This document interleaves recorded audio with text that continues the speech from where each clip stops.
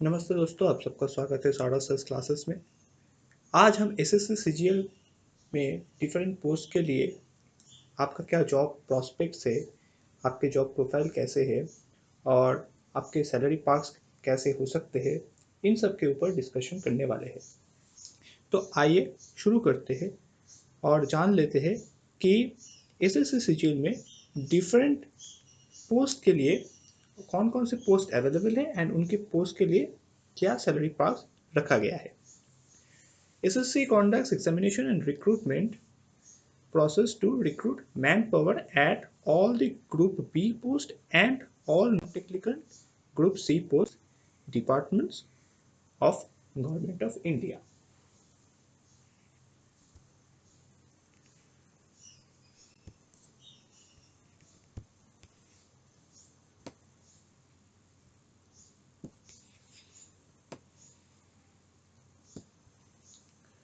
तो इस एग्जामिनेशन के द्वारा डिफरेंट पोस्ट के लिए रिक्रूटमेंट होता है और कोई भी एस्पायरेंट जो एसएससी सीजीएल देना चाहता है, अगर उसके पास रिक्वायर्ड एलिजिबिलिटी क्राइटेरिया है तो वो बहुत आसानी से ये एग्जामिनेशन को दे पाएंगे और अगर वो एग्जामिनेशन क्रैक करे तो उन्हें डिफरेंट पोस्ट के लिए रिक्रूटमेंट मिल जाएगा। और ये काफ़ी अच्छा जॉब होगा क्योंकि ये basically under the central ministries के अंदर पड़ता है और डिफरेंट गवर्नमेंट जो डिपार्टमेंट्स है उनमें उनका पोस्टिंग होता है, तो काफ़ी प्रेस्टिजियस जॉब प्रोफाइल होते हैं एसएससी सीजीएल के अंदर। तो आइए जान लेते हैं कि कौन कौन से ऐसे कैटेगरीज है जिनमें रिक्रूटमेंट हो सकता है आपका। तो low division clerk at various ministries and departments में आपको जॉब मिल सकता है, या फिर clerical services at arm force headquarters में, या फिर रेलवे बोर्ड सेक्रेटरीट में आपको जॉब मिल सकता है। इसके अलावा grade C grade D stenographer के रूप में भी आपको वेरियस डिपार्टमेंट में जॉब मिल सकता है, या फिर assistant and subordinate officer post के लिए भी आपको डिफरेंट मिनिस्ट्रीज एंड डिपार्टमेंट्स के जॉब मिल सकता है, या फिर आपको इनकम टैक्स इंस्पेक्टर रूप में जॉब मिल सकता है, सेंट्रल एक्साइज इंस्पेक्टर के रूप में जॉब मिल सकता है, या फिर आप एक इन्फोर्समेंट ऑफिसर के रूप में भी ज्वाइन कर सकते हो under the government of India, या फिर आप as a sub inspector central police organisations में भी ज्वाइन कर सकते हो लाइक सीबीआई, या फिर आप एक डिविजनल अकाउंटेंट ऑडिटर या फिर अकाउंटेंट रूप में डिफरेंट ऑफिस में ज्वाइन कर सकते हो। यहाँ पर इंजीनियरिंग पोस्ट भी है लाइक सिविल एंड इलेक्ट्रिकल के लिए CPWD में आपको ज्वाइनिंग मिल सकता है। स्टैटिस्टिक्स ग्रेजुएट के लिए भी यहाँ पर जॉब रखा गया है as a statistical investigator, as a tax assistant भी आपको ज्वाइनिंग मिल सकता है, and the last one is section officer post.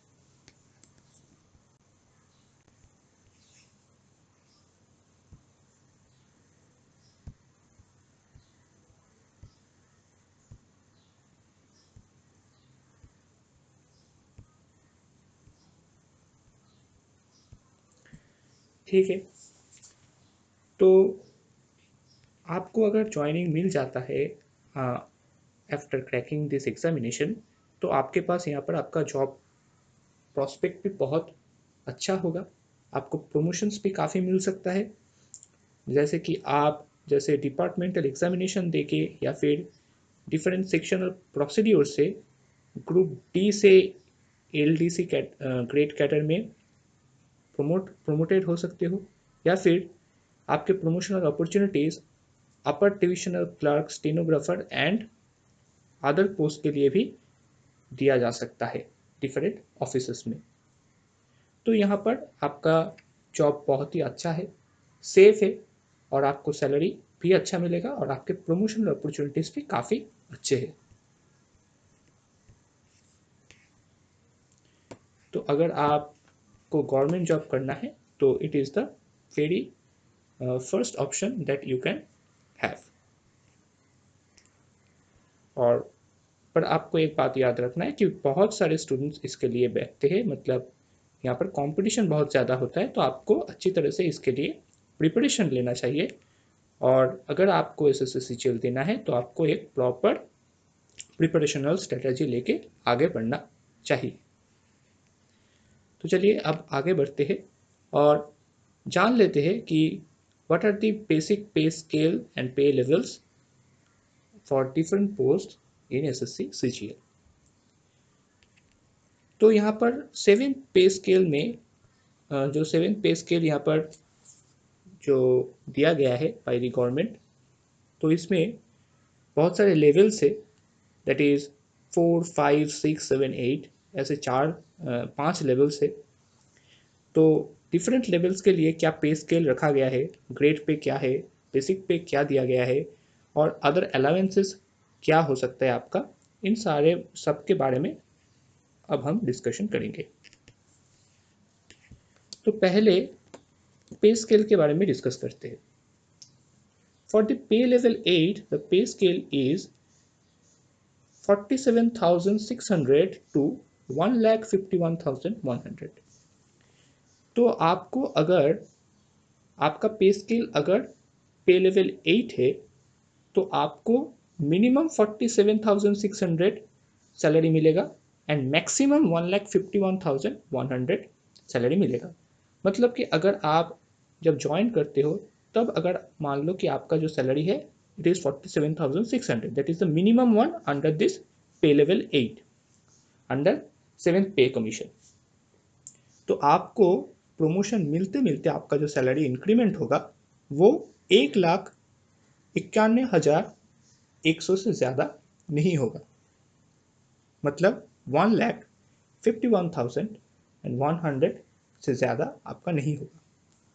For पे level 7 it is the minimum one is 44,900 and the maximum one is 1,42,400। और यहाँ पर भी कॉन्सेप्ट सेम है। और यहाँ पर पे लेवल 6 एंड पे लेवल 5 एंड पे लेवल 4 के लिए भी जो मैक्सिमम एंड मिनिमम पेमेंट है वो दिया गया है। फॉर पे level 6 it is 35,400 and the maximum one is 1,12,400। For पे level 5 it is 29,200 to 92,300 and for pay level 4 it is 25,500 से जो मैक्सिमम हो सकता है इट इज 81,100। तो आप ये सारी चीज़ें नोट डाउन करते जाइए, क्योंकि अगर आप एक एस्पायरेंट हो एसएससी सीजीएल का तो आपको ज़रूर जानना चाहिए कि what are the payment policies, payment categories और डिफरेंट पोस्ट के लिए आपको कौन कौन से सैलरी मिल सकता है, आपका अलावेंसेस क्या हो सकता है। इन सारे चीज़ों को आपको ध्यान में रखना चाहिए जब आप प्रिपेयर हो रहे हो। आप जान लेते हैं ग्रेड पे क्या है। तो पे लेवल 8 के लिए ग्रेड पे जो है इट इज़ 4,800 एंड फॉर पे लेवल 7 इट इज़ 4,600 और पे लेवल 6 के लिए इट इज़ 4,200 एंड फॉर पे लेवल 5 इट इज़ 2,800 एंड पे लेवल 4 के लिए इट इज़ 2,400। तो आपका जो ग्रेड पे होता है ये एक परसेंटेज अमाउंट होता है आपके बेसिक पे के ऊपर, तो ये डिफ़र करता है। तो यहाँ पर दिया गया है फॉर डिफरेंट लेवल्स के लिए कुछ ग्रेड पे, तो आपको ये ध्यान में रखना है। अब जान लेते हैं what are the basic pays for different levels.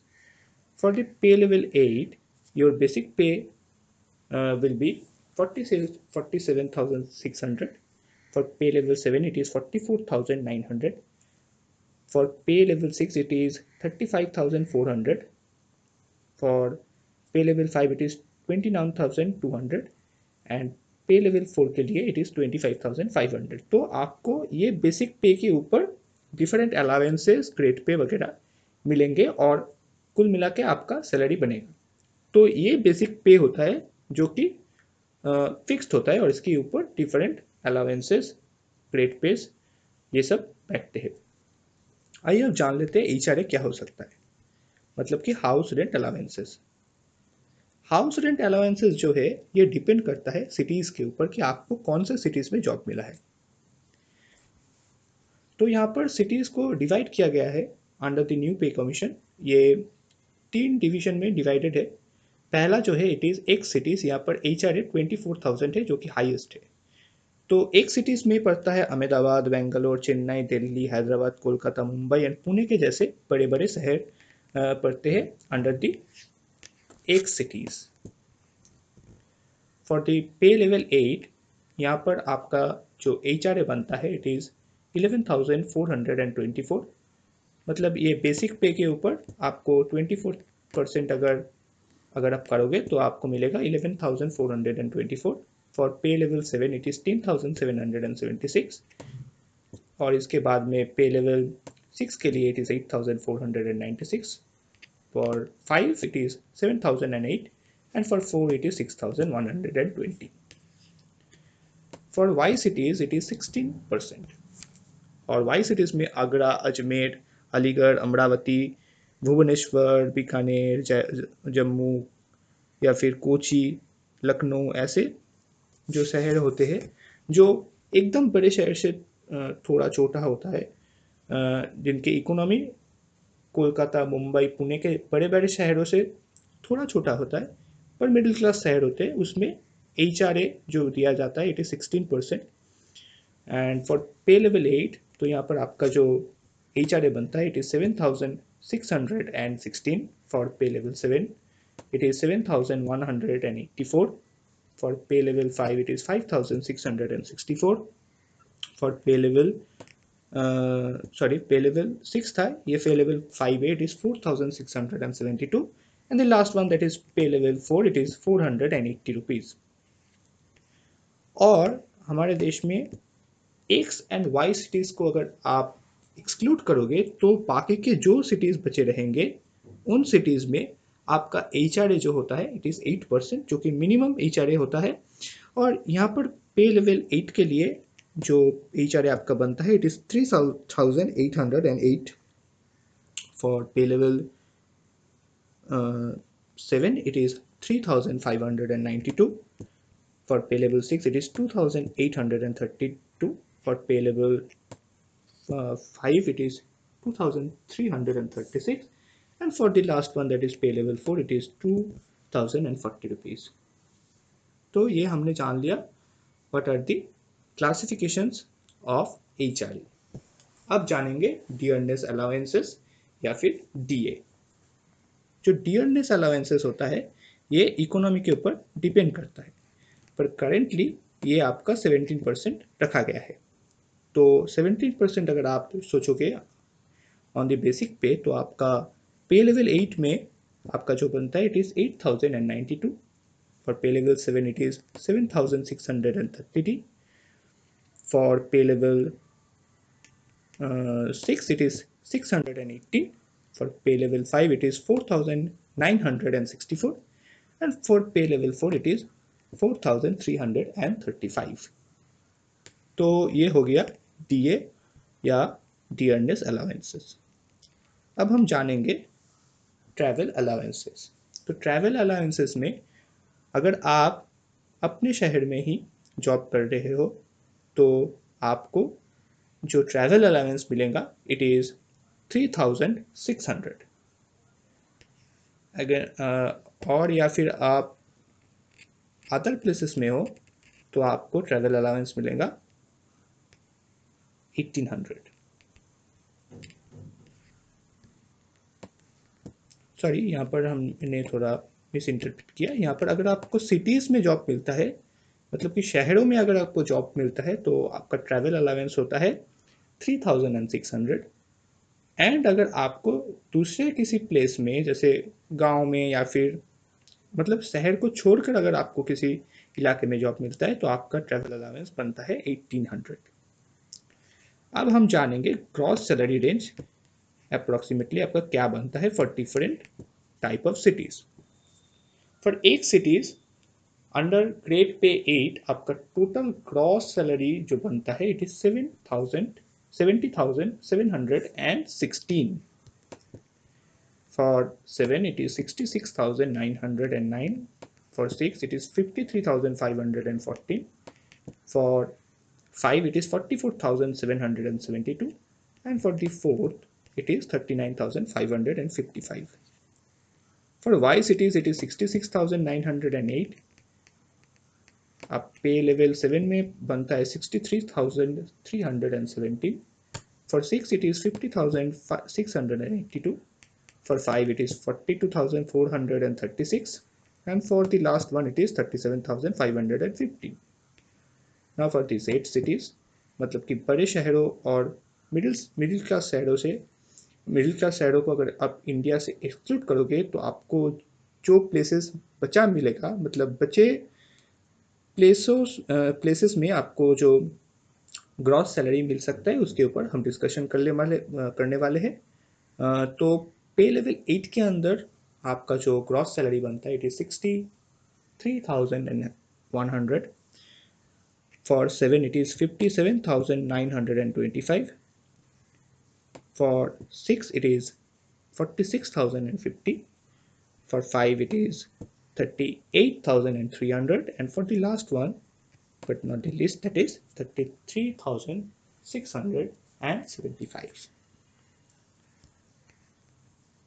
तो हमने एक ओवरऑल स्ट्रक्चर जान लिया कि हमारा एसएससी सीजीएल के अंदर पे लेवल्स क्या हो सकते हैं और उनमें कौन से पे स्केल, ग्रेड पे, बेसिक पे, एचआरए, ट्रैवल अलाउंस, डीए और ग्रॉस सैलरी आपका क्या हो सकता है। आइए आप जान लेते हैं डिफरेंट पे लेवल्स के अंदर कौन कौन से पोस्ट पड़ते हैं, उनमें मिनिस्ट्रीज या फिर डिपार्टमेंट्स कौन से होते हैं, वो कौन से ग्रुप के अंदर पड़ते हैं और आपका ग्रेड पे वहाँ पर क्या होता है। तो पे लेवल 8 जो है दैट इज 47,600 से 1,51,100।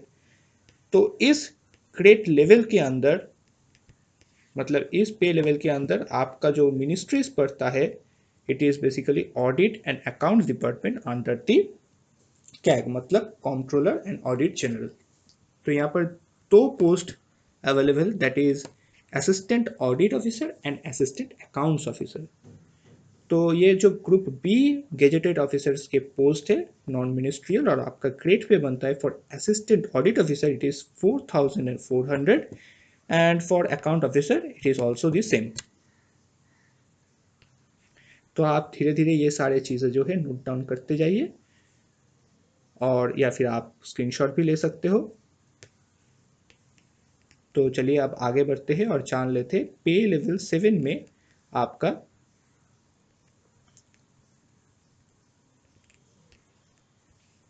पे लेवल 7 में आपका पोस्ट क्या अवेलेबल है। तो पे लेवल से 7 के अंदर जो रेंज है इट इज़ 44,900 से 1,42,400, और इसमें जो पोस्ट अवेलेबल है it is assistant section officer in central secretariat services, या फिर assistant section officer eight IB that is intelligence bureau, assistant section officer eight ministry of railways, या फिर assistant section officer eight ministry of external affairs. और ये सारे जो post है ये ग्रुप बी के अंदर पड़ता है, और यहाँ पर ग्रेड पे 4,600 से ज़्यादा नहीं होता है। तो यहाँ पर डिफरेंट असिस्टेंट सेक्शन ऑफिसर के पोस्ट के लिए आपको चुना जाएगा। और अब जानते हैं बाकी पोस्ट के बारे में भी। तो यहाँ पर असिस्टेंट सेक्शन ऑफिसर आपको AFHQ मतलब आर्म फोर्स हेडक्वार्टर में भी ज्वाइनिंग मिल सकता है। आपको एज एन असिस्टेंट आप डिफरेंट मिनिस्ट्रीज, डिपार्टमेंट या फिर organisation under the government of India में आपको जॉब मिल सकता है। As an assistant section officer आपको different ministries, departments and organisation में जॉब मिल सकता है, या फिर आपको इंस्पेक्टर ऑफ इनकम टैक्स के रूप में CBDT में जॉब मिल सकता है। तो यहाँ से थोड़ा चेंजेस आते हैं, दैट इज़ यहाँ से जो है ये ग्रुप सी का पोस्ट है और आपका जो ग्रेड पे है ये 4,600 हो जाता है। तो as an inspector of income tax officer आपको central board of direct taxes में ज्वाइनिंग मिल सकता है, या फिर आप CBIC में एज एन इंस्पेक्टर ज्वाइन कर सकते हो इन सेंट्रल एक्साइज, या फिर प्रिवेंटिव ऑफिसर, या फिर एग्जामिनर के रूप में। मतलब आपको central board of indirect taxes and customs में ज्वाइनिंग मिल सकता है एज एन इंस्पेक्टर और ये भी एक ग्रुप बी का पोस्ट है। और यहाँ पर आपका जो ग्रेड पे बनता है इट इज़ 4600। और बाकी पोस्ट के लिए भी एक ग्रुप बी है और ग्रेड पे आपका सेम होता है। तो अब जान लेते हैं कि बाकी के पोस्ट कौन से हैं। आपको डायरेक्टोरेट ऑफ एनफोर्समेंट या फिर डिपार्टमेंट ऑफ रेवेन्यू में असिस्टेंट एनफोर्समेंट ऑफिसर के रूप में ज्वाइनिंग मिल सकता है, या फिर आपको सब इंस्पेक्टर के रूप में सेंट्रल ब्यूरो ऑफ इन्वेस्टिगेशन मतलब सीबीआई में ज्वाइनिंग मिल सकता है, या फिर आपको एज एन इंस्पेक्टर पोस्ट के लिए पोस्ट डिपार्टमेंट में भी ज्वाइनिंग मिल सकता है।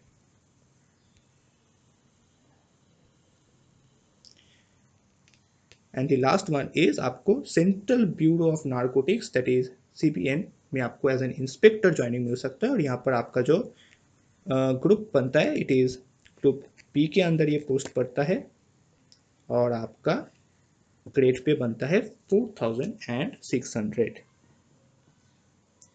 ठीक है।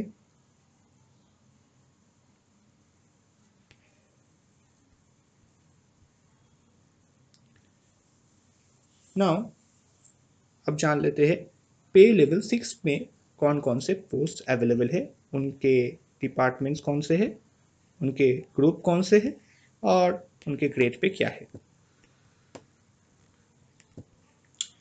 तो आपको as an assistant different ministries and departments में ज्वाइनिंग मिल सकता है।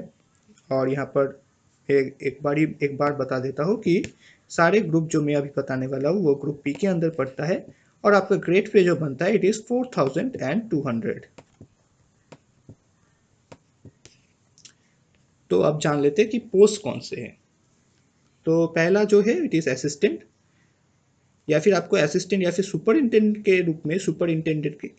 के रूप में डिफरेंट मिनिस्ट्रीज डिपार्टमेंट्स या फिर ऑर्गेनाइजेशन में पोस्ट मिल सकता है, या फिर आपको डिविजनल अकाउंटेंट के रूप में डिफरेंट ऑफिस में पोस्ट मिल सकता है। डिफरेंट ऑफिस मतलब कि आपको कैग के अंदर जो डिफरेंट ऑफिस है दैट इज ऑडिट जनरल मतलब कंट्रोलर एंड ऑडिट जनरल के अंदर जो पोस्ट है आपको वहाँ पर डिविजनल अकाउंटेंट बनाया जा सकता है, या फिर आप as an sub inspector NIA मतलब नेशनल इन्वेस्टिगेशन एजेंसी में ज्वाइन कर सकते हो।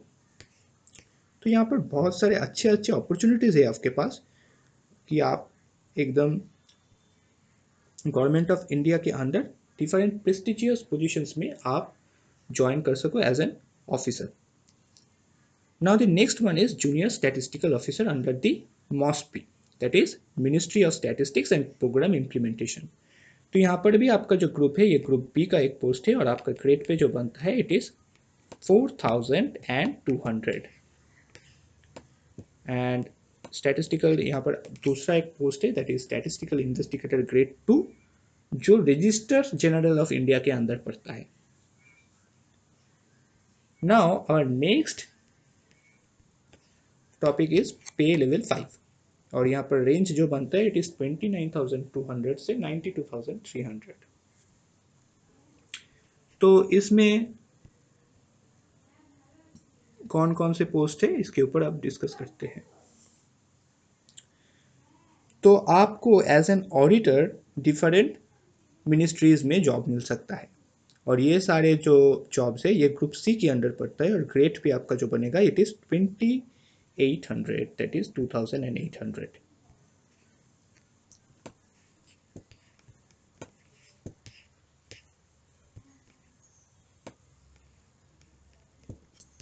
और जान लेते हैं अब पोस्ट कौन से है। तो पहला जो पोस्ट है it is auditor under the CAG, या फिर आपको ऑडिटर बनाया जा सकता है इन दी डिफरेंट मिनिस्ट्रीज, या फिर आपको ऑडिटर बनाया जा सकता है in the office under CGDA that is controller general of defence account, या फिर आपको एक अकाउंटेंट बनाया जा सकता है अंडर द कैग, या फिर आप अकाउंटेंट या फिर जूनियर अकाउंटेंट के रूप में भी डिफरेंट मिनिस्ट्रीज या फिर डिपार्टमेंट्स में ज्वाइन कर सकते हो। तो फिर से मैं एक बार बता देता हूँ कि आपका ग्रुप यहाँ पर बनेगा ग्रुप सी और आपका ग्रेड पे जो बनेगा हर एक पोस्ट के लिए यहाँ पर ऑडिटर अकाउंटेंट या फिर जूनियर अकाउंटेंट के लिए आपका ग्रेड पे बनेगा 2800। Now the last one that is pay level 4 that is 25,500 से 81,100 ये पे लेवल 4 है। और अब इस पे लेवल के अंदर कौन कौन से पोस्ट अवेलेबल है, उनके ग्रुप्स क्या है, उनके मिनिस्ट्रीज कौन से है और आपका ग्रेड पे क्या बनता है, इसके ऊपर हम डिस्कशन करने वाले हैं। तो यहाँ पर जो पोस्ट है ये सारे ग्रुप सी के अंदर पड़ता है और आपका ग्रेड पे बनेगा 2400। तो पहला जो पोस्ट यहाँ पर आपको मिल सकता है, it is senior secretariat assistant या फिर upper division clerk under the central government offices या फिर ministries other than the CSCS cadres. मतलब कंस्ट्रक्शन स्किल सर्टिफिकेशन स्कीम से स्कीम को एक्सक्लूड करके जो मिनिस्ट्रीज एंड गवर्नमेंट ऑफिसेज बचते हैं वहाँ पर आपको एज एन असिस्टेंट मतलब कि सीनियर सेक्रेटरिएट असिस्टेंट या फिर अपर डिवीजन क्लर्क के रूप में ज्वाइनिंग मिल सकता है। या फिर आप टैक्स असिस्टेंट बन सकते हो अंडर CBDT या फिर CBIC, मतलब central board of direct taxes में या फिर central board of indirect taxes and customs में आपको एज एन टैक्स असिस्टेंट के रूप में ज्वाइनिंग मिल सकता है। या फिर आप as an sub inspector under central bureau of narcotics में आपको जॉब मिल सकता है।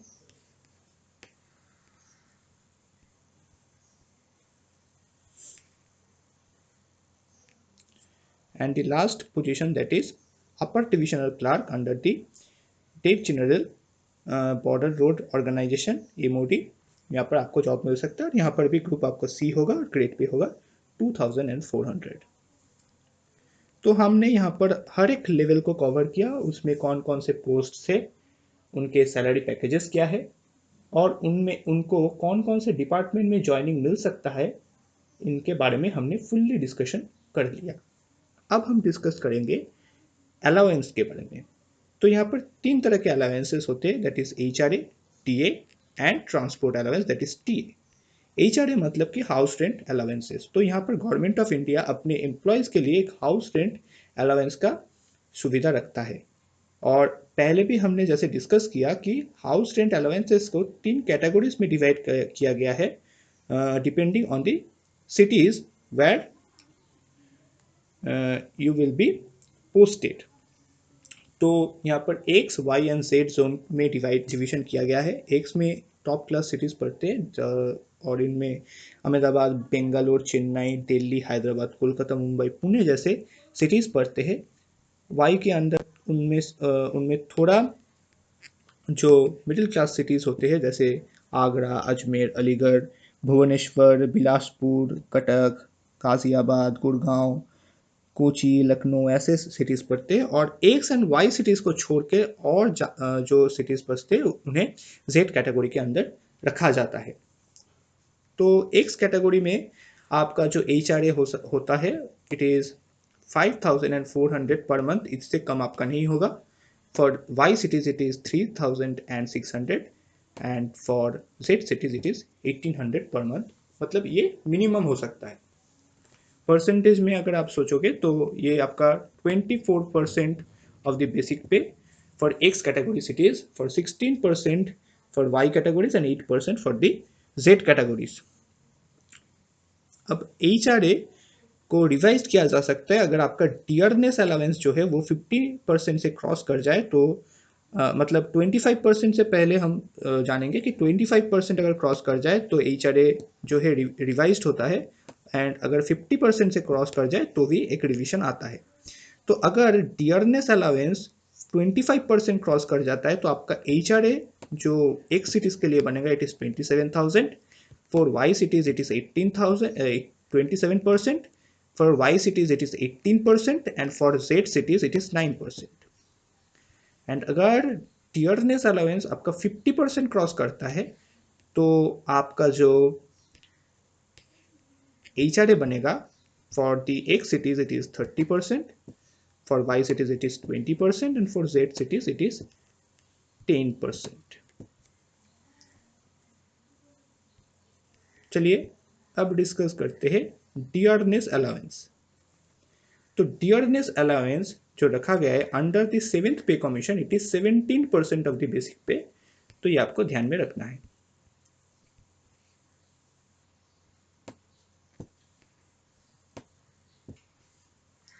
Now we are gonna talk about the transport allowance. तो यहाँ पर गवर्नमेंट जॉब्स में आपको एक ट्रांसपोर्ट अलाउंस भी मिलता है। अगर आपको पोस्टिंग दिया गया है आपके अपने सिटीज़ में, तो आपका जो सॉरी आपको अगर सिटीज़ में पोस्टिंग दिया गया है तो आपका जो ट्रांसपोर्ट अलाउंस बनता है इट इज़ 3600। और सिटीज़ के अलावा अगर आपको किसी दूसरे जगह में पोस्टिंग मिला है तो यहाँ पर आपका ट्रांसपोर्ट अलाउंस मिलेगा आपको 1800। तो चलिए इसी के साथ आज का ये डिस्कशन यहाँ पर ख़त्म होता है। And we sorders classes are always there for you. We provide specially designed study materials with exam specific mock test, and personalized mentorship sessions and doubt clearing sessions are also provided from our side. 60 mock tests and 130 plus our lectures are available, and we are flexible in both online and offline classes. and इसके साथ हम लोग recorded form जो है हर एक class का वो भी प्रोवाइड करते हैं, ताकि आपको पढ़ाई में अगर क्लास की कोई रेफरेंस चाहिए तो आप आसानी से उसे हासिल कर सको। Solution of past year question papers and scientific study plans are also there, and information of all the upcoming exam notification are provided from our side through our YouTube channel. So please subscribe our YouTube channel for get more and more notifications.